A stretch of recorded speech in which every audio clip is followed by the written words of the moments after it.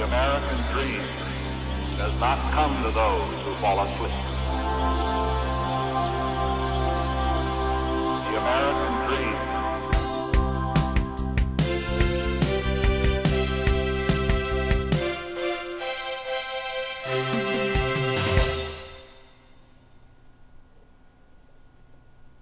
Hi, welcome back. Again, my name is Paul Gruber, and this is the Pronunciation Workshop's second session. I hope things have been going well since we last met. I would like to just mention again that there are literally hundreds of languages around the world, and every language has its own set of characteristics. What I've done in this program is to address the most significant pronunciation errors made by most foreign speakers. Now, you may find that not every lesson pertains to your individual pronunciation problem. If that's the case, well then that's great because you've got less to work on. But I'd hate you to miss out on anything important. Therefore, I still do recommend that you watch all of the sessions in chronological order from the first session to the last session to get the most out of this program. And then later on, if you feel you need more practice, review the sessions which you feel may need more attention. Okay, let's get started with today's session. In this video, we are going to talk about voicing. We'll also talk about consonant pairs and what they are. And then we'll cover S sounds and Z sounds. Okay, here we go. Voicing. You're going to hear me say this word a lot, and you need to understand what it is and what I'm talking about. All speech sounds, all of them, are either voiced or unvoiced. Now, what does that mean? Well, first, let's take a look at this video. It may look a little bit disgusting. Do you have any idea what this is? It looks like something is opening and closing. I'll give you a hint. You've got a pair of these and you use them when you speak. Any idea? Those were vocal cords. Vocal cords are those tiny muscles that are right here in your throat that vibrate quickly and create sound, and that sound is your voice. Now you can easily make your vocal cords vibrate by just saying ah. That's it. That's voicing. Voicing is when your vocal cords are vibrating, producing a sound. And you can feel the vibrations if you put your hand right here on your throat. Do this with me. Put your hand on your throat and nice and loud say, ah. Do you feel the vibration? Those are your vocal cords vibrating.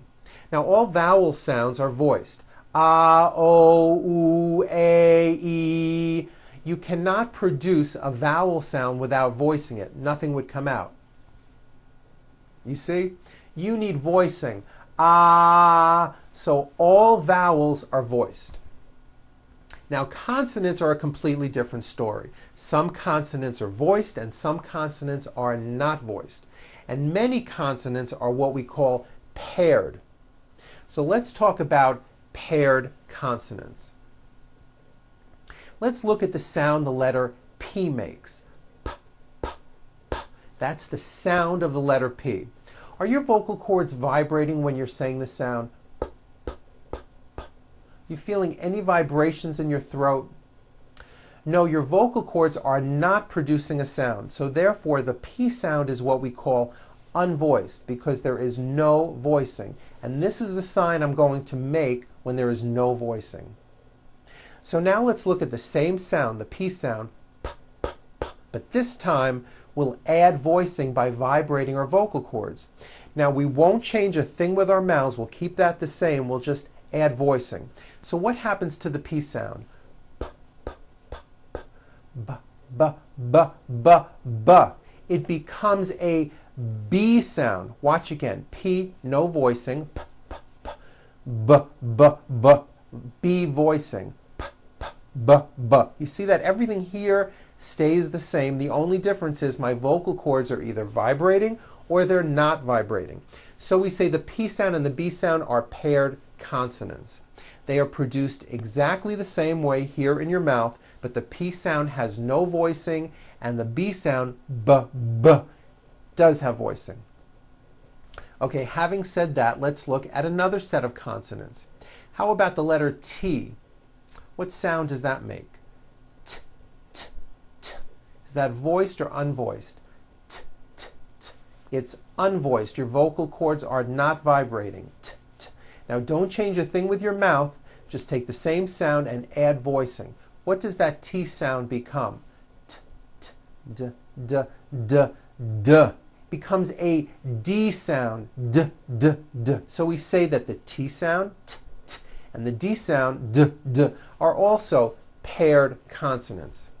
Okay, now let's look at the F sound, where you're biting down on your lower lip. Is that a voiced sound or an unvoiced sound? It's unvoiced. Your vocal cords are not vibrating. Now, same sound, but this time we add voicing. V. It becomes a V. You see that? F, no voicing, V voicing. V. So the F and the V are also paired consonants. There are many more consonants that are paired, and we'll get to those at another time. But for now, I'm going to mention just one more. The S consonant, made with air going through your front teeth. S.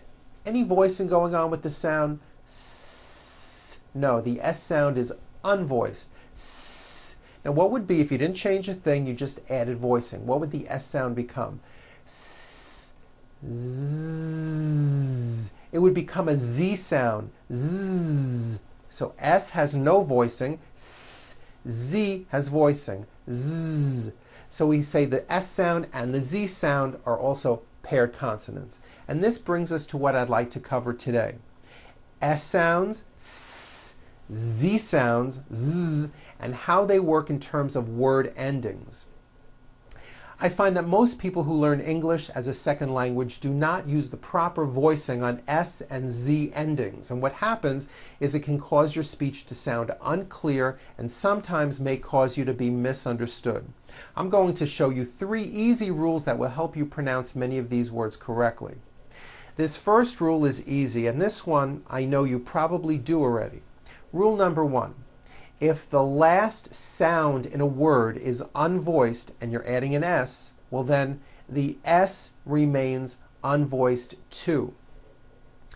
Let me explain that. Take the word cup.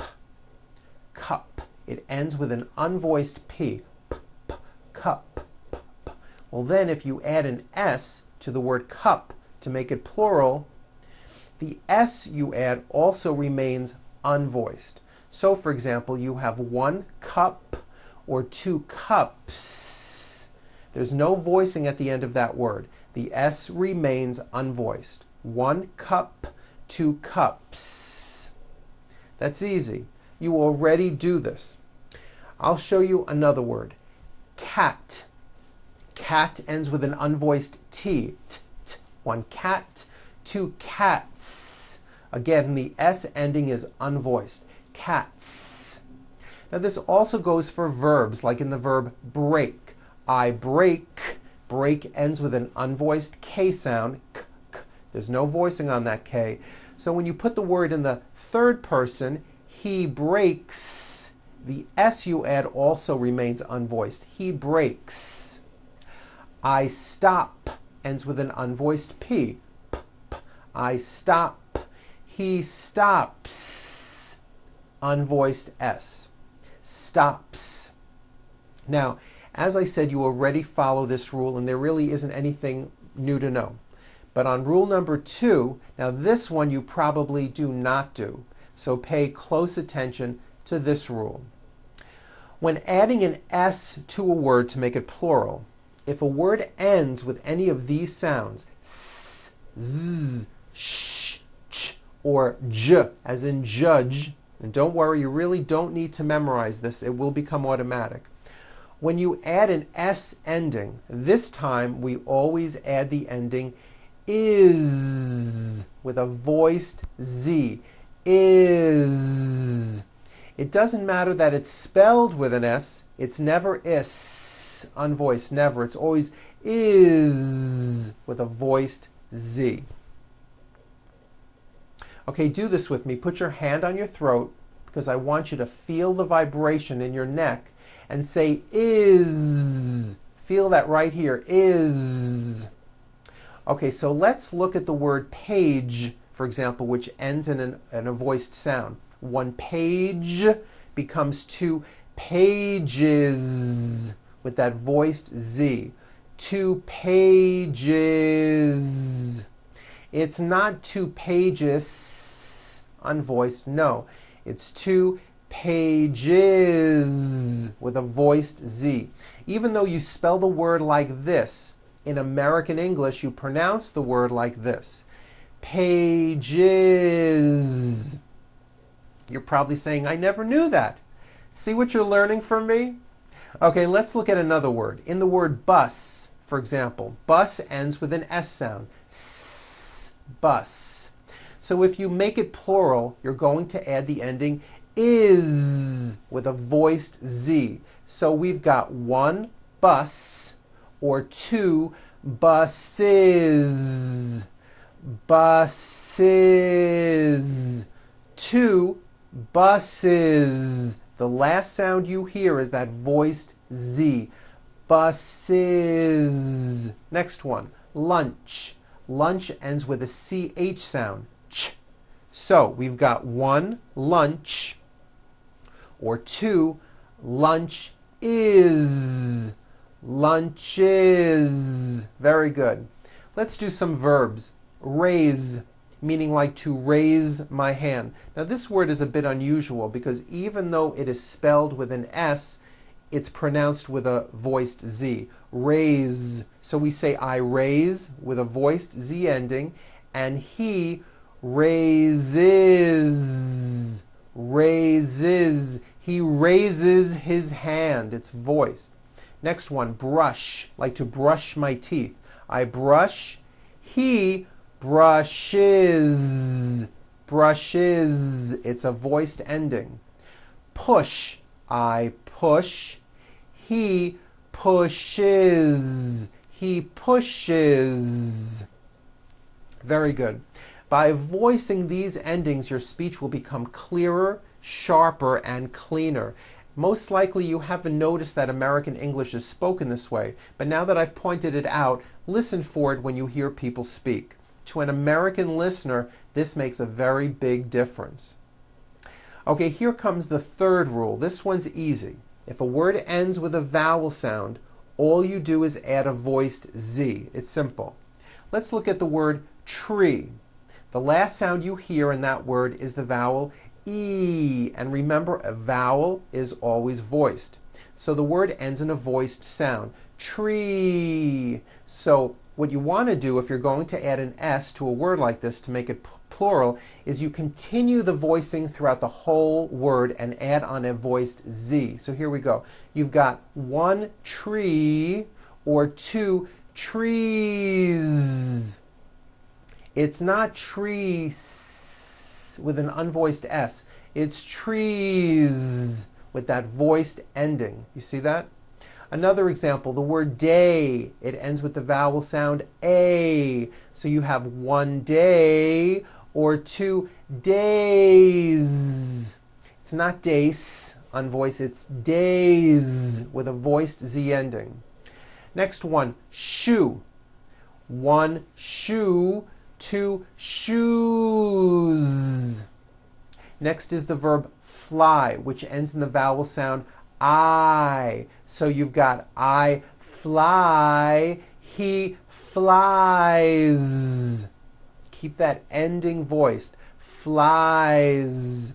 The last sound you hear in the word game is the M sound, which is a voiced consonant. So because of that, when you add an S, the S should also be voiced. One game, two games.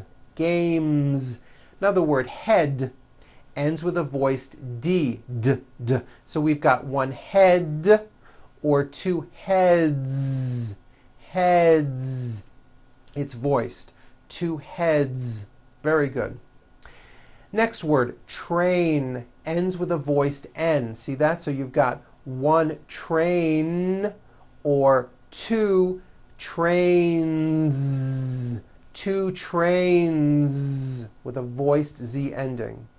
Song ends with a voiced NG sound. So if you make it plural, don't forget to add a voiced Z ending. You've got one song or two songs. Two songs.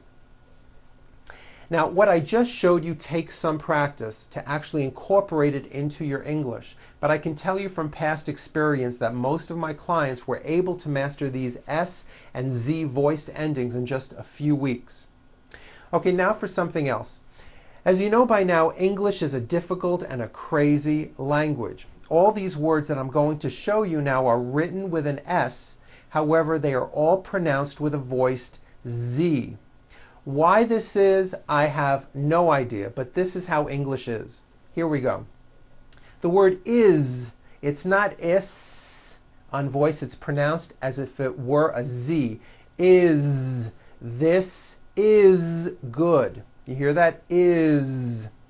His, same thing. It also has a voiced Z ending. His mom is Mary.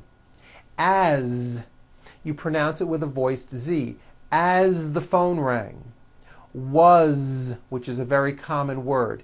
It was raining. These, voiced ending. These are my children.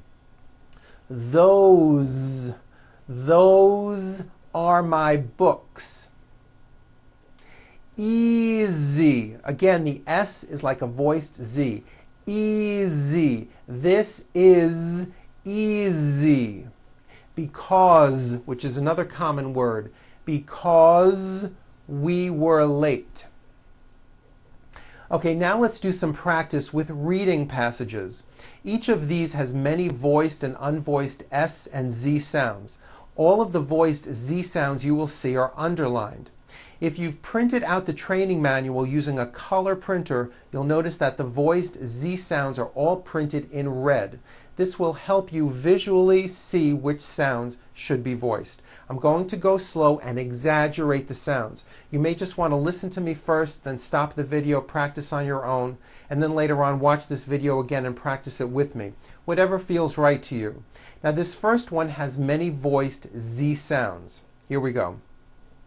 Another zippy, zappy, crazy day comes to a close as we zoom up to Joe's snooze zone.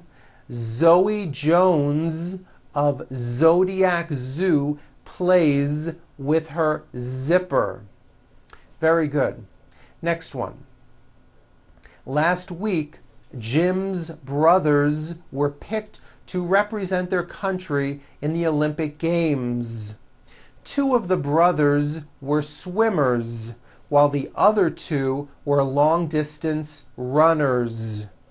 All of the brothers wore glasses. These athletes worked hard at qualifying for the games and were hoping to come home with prizes. Since the brothers go to the same university, they often take the same courses. This makes studying easier and gives them more time to do other things. Okay, here's the last one. On Thursday, I had a very lazy day. I woke up early and first squeezed oranges into juice. I then got dressed and watched the sunrise come up over the mountains. It was so beautiful that I took many pictures with my camera and I used 3 rolls of film. After drinking 2 cups of coffee, I got dressed, left the house, and walked 3 miles home. Very good. Now another good way to practice these voiced S and Z endings is to do a naming activity. What you do is you just sit in your room and out loud name everything you see, first in the singular form and then in the plural form. For example, you look around and you say out loud, 1 door, 2 doors, with a voiced Z ending. 1 table, two tables. One computer, two computers. One light, two lights. Some of my clients found this to be very helpful. In addition, try listening for these voiced sounds when you hear native-born Americans speak. It's very good ear training, and that'll help you improve. Soon, slowly begin to put these sounds into your own speech. You'll find that by adding these voiced endings, your English will sound cleaner and people will have an easier time understanding you. Believe me, it's going to really make an improvement. Before we finish, I have one more suggestion that comes from clients who have taken this program. I think it's a really good idea. If you can, find a very small mirror and attach it maybe with some tape right onto the side of your computer monitor, right next to the screen. By having a mirror right in front of you during our sessions, you can easily read the text on the screen, watch my mouth, and then look right into the mirror at your own mouth. You'll be able to compare your mouth with what I'm doing, and you'll know whether or not you are forming your lips and tongue into the correct positions. Through imitation and following my instructions, you're becoming closer to speaking with an American accent. Well, that's it for today. Relax, have fun, and practice what I've shown you. Until next time, I'm Paul Gruber with the Pronunciation Workshop, and I'll see you at our next session.